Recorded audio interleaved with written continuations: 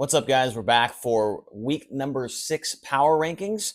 We're going to be looking at the 3 races in this time period, which are Tri-City Speedway, 34 Raceway, and Kokomo Speedway. We're going to be ranking the top 10 drivers, in my opinion, of how they've ran over this period of time. And obviously, as you can see, there's quite a bit of movement here on the board. There was a couple guys that had a really good couple races, and there was a couple guys that did not have very good races. You'll see, I think, 2 guys that were not in the top 10 from last week are jumping into the top 10 again. And one of them had a really good stretch of races, and we'll talk about him here in just a moment. But for this one, we're just going to write the numbers of the drivers on the board, just because my board is a little bit wobbly here because I don't have it mounted to a wall or anything. So we are still in the Comfort Suites in Brownsburg, Indiana. So let's start it off. Top 10, the 10th best driver, not 10th best driver, but the 10th in the power rankings right now. He is also currently 10th in the overall point standings. He finished 10th, 9th, and 20th during this time period that we are looking at right now. Is Zeb Wise. So Zeb Wise moving up 2 positions from last week, back into the top 10 for the power rankings, 2 top 10s in this time period, and then was probably close to maybe getting another top 10 at Kokomo last night. Unfortunately, got into a wreck there midway through the race and wasn't able to recover. Finished in the 20th position, but it looks like these guys are getting back on track. They had 2 solid runs, and coming up to New York this next weekend to places they've been to and places they've won at as well. So I can see these guys, this team and driver moving up this board a little bit more here after this weekend coming up here at, Outlaw and at Utica Rome. So Zeb Wise, 10th, up 2 spots from last week. And now to 9th on the board with finishes of 7th, 7th, 4th, and he is 12th in the overall point standings. This guy just got his he had his best finish of the season at 34, and then he backed it up and did it again at Tri-City, and then got his best finish again of the season at Kokomo on Monday night, and that is Corey Eliason. So Corey Eliason moving up 5 positions up to the 9th spot, and you could tell that these guys are getting things going in the right direction. Tony Laporta was telling me last night that he had talked to Jim Shuttlesworth, the crew chief on this car, and he said that they have the speed. They know, they've got everything figured out. They just haven't had the luck to go their way. And it appears they have had the luck go their way here. These last 3 races, they were in the dash every night and 3 top 10s. So good to see Corey Eliason contending for a victory at a couple points in time last night at Kokomo Speedway. And this is what we know Corey Eliason can do. We know that he can run the top 10 every single night. It's just taken a little bit of time for them to get there. And you love to see it. Corey, one of my favorite guys out there on the High Limit Tour, and they are definitely getting things turned around in the right direction. So looking forward to how they get going here over these next couple weeks. Really looking forward to seeing how they can do at Port Royal for the Weicker, because Shuttlesworth does have a lot of success there, and Corey has been good there in the past, so that could be a good weekend coming up for them at Port Royal Speedway. Up to number 8 on the board is going to be Spencer Baston. He just stays in the same spot as where he was at last week. Had a really, really good run last night from 12th to 2nd at Kokomo. Other finishes during this time period, a 23rd at 34 Raceway. Cannot remember what happened to him there, but an 11th place run at the Tri-City Speedway as well. So, he had a finish up front, a finish in the middle, and a finish at the back. So kind of results a little bit mixed there for the 5 team. But hopefully that run last night at Kokomo Speedway can lead to bigger and better things coming up for the CJB Motorsports cars. So good to see Spencer back on the podium last night. I know how excited he was, and it's good to see. Also, I just said Corey Elias, one of my favorite guys out there, but Spencer has been a good friend of mine here for quite a while. So up to the staying in the 8th position from where he was at last week. Nice job by Spencer Baston last night with 2nd place at Kokomo. Now up to 7th on the power rankings. We have 2 positions from last week. He was 18th at 34, 3rd at Tri-City, and 6th at Kokomo. He is also currently 7th in the overall point standings, and that is the worst 13 of all time, but that is Justin Peck. So Justin Peck up to 7th on the power rankings board. I'm not sure what happened at 34. They just didn't maybe have the setup figured out or something, but they were good both nights at Tri-City and at Kokomo. He was quick time at Tri-City. Ended up on the podium after leading a couple laps of that feature. And then at Kokomo, he was dicing it up inside the top 5 for a big portion of that race. I feel like if it didn't take rubber, he probably would have ended up in the top 5. It was just kind of, choo-choo train there towards the end. It was still a little bit exciting, but kind of made it less easy to pass cars. And I think Justin had a really good car. It's just when it gets like that, everybody's kind of the same speed. So Justin and the Boot Motorsports team, those last two finishes, it looks like they are also getting things going in the right direction right now. So this is what we were kind of expecting to see from a guy like Peck and a guy like Eliason, right? These types of finishes. And it looks like they're starting to get them strung together. So that's good to see. And we'll move up to number 6 on the power ranking, staying where he was at last week. Finishes of 2nd, 18th, and 8th over this time period. He's also 13th in the overall point standings with High Limit Racing, and that is James McFadden. So I really contemplated moving McFadden up another position on the board, but some things happened, right? I mean, he was very close to getting the win at 34, lost by 12 1,000ths of a second. 18th at Tri-City, he was up in the top 5. He hit the wall and blew his tire. And then at Kokomo, he wasn't a threat for the win, but he just was kind of solid to stay in the top 10, didn't crash, didn't do any mistakes or anything like that. So it was a solid 3 races. But sometimes you got to take into account not just the results, right? But you got to take into account where they were running at before the incident happened. If that incident was by their own doing or were they wrecked by somebody else. I feel like you got to try and balance all those things when putting these guys up on the power rankings board. And McFadden did get himself in trouble at Tri-City. He got into the wall. He's the one that let the tire go down, right? It wasn't like somebody ran into him or anything like that, So it was very tough for me to not put him right here in number 5 position, but we're going to leave him at 6 for now. He's heading to 2 new tracks for him coming up this weekend at Utica, Rome, and Outlaw. So we'll see how McFadden ends up there, but he's just solid, man. He's right there. Should be top 10 guy, top 5 guy every single night.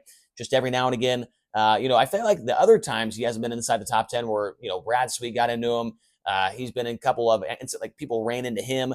This one was definitely, though, I think he would admit to you that it was maybe his fault there getting into the wall in turn 2 and flattening that tire. But other than that, it was a solid weekend for James McFadden. He'll stay in the 6th position for right now.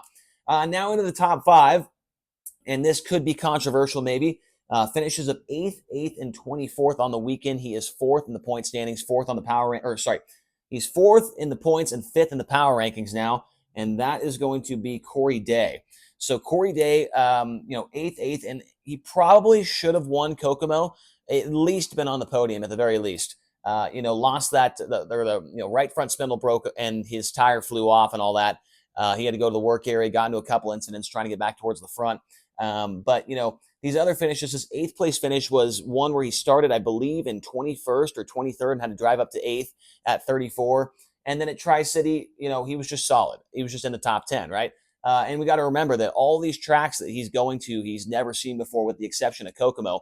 And he's still having these types of runs, having these hard charges through the field and things like that, right? So we got to all keep that in mind and put that all together when you're thinking about Corey Day on this. But I think the guy ahead of him has just been a little bit more consistent, a little bit more solid here these last couple of races. Corey Day, though, he's still extremely fast. He's still extremely exciting. And he's going to get more wins throughout the year. Don't you worry about that. I am curious to see how he does here when we get to like Port Royal, when we get to New York and these different tracks. I mean, New York tracks are different from any other tracks in the country. I mean, they are very, very slick, right? So we'll see how Corey Day does, but he's still doing crazy things out there. He's still exciting. Drove from 8th to 2nd in the dash the other night, and then was from dead last up to like 13th before getting into an incident at Kokomo after that tire flew off, right? So Corey Day, still fun. He's still fun to watch. He moves down 1 spot to 5th, and passing him is going to be the driver that's 5th in the overall point standings right now, 15th at 34, 4th at Tri-City, and 7th at Kokomo, and it is Rico Abud. So Rico, I don't know what happened at 34. I think that the setup, they maybe just missed the setup. I'm not really sure, but he ends up in 15th. Not really, I didn't really see him too much. I don't really think I said his name very much on the broadcast, really. But then at Tri-City, he was just in the top 5 the whole race, missed the podium by 1 spot. And then at Kokomo, he was dicing it up a little bit with Brad Sweet and Corey Eliason and a couple other guys. Maybe got into the cushion wrong a couple of times, and he lost a spot or two, and then the rubber came, and he just wasn't able to make up the ground once the rubber came in. But Rico has been getting more and more consistent. That 15th place run, is doesn't really attribute to what I just said, but that 4th and 7th do. And he's coming up on some, I don't know about New York. I don't think he's been any of those tracks in New York, but, he's usually been pretty good at Port Royal, very good at Grandview. I think there's going to be some good races coming up for Rico Abud, and he's going to move up 1 position to 4th on the power rankings and 5th in the overall points. So let's go up to 3rd and moving down 1 position. This also might be controversial. with finishes of 12th, 5th, and 1st. He's second in points right now, and that is going to be Tyler Courtney. So Tyler Courtney, third in the power rankings. And I know what you're thinking, well, Chase, he just won. How can he move down?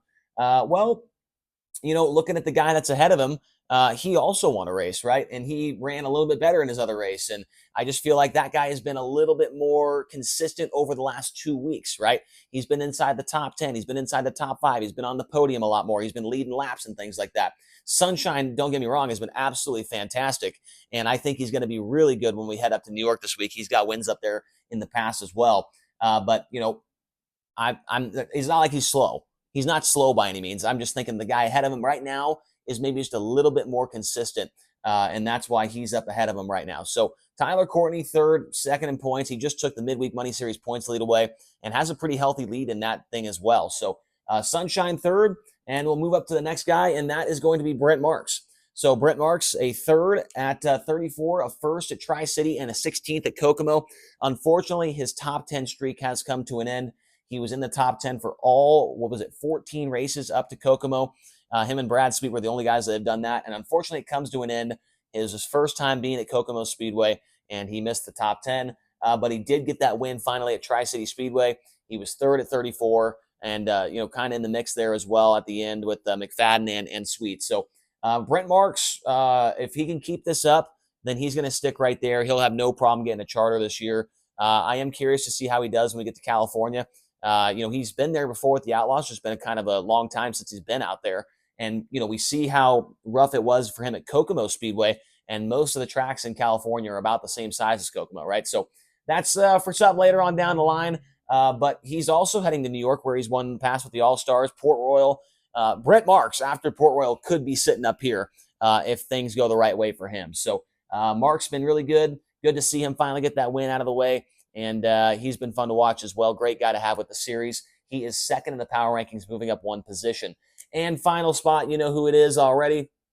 I might as well just write it up there as soon as the video starts, but it's Brad Sweet. He was first, second, and fifth.